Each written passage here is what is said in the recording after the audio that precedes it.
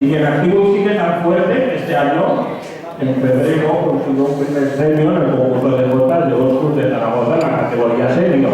Eso demuestra su raza, su calidad y su poderío. Y se lo va a demostrar ahora con una zonita de estilo. Venga, un aplauso para él.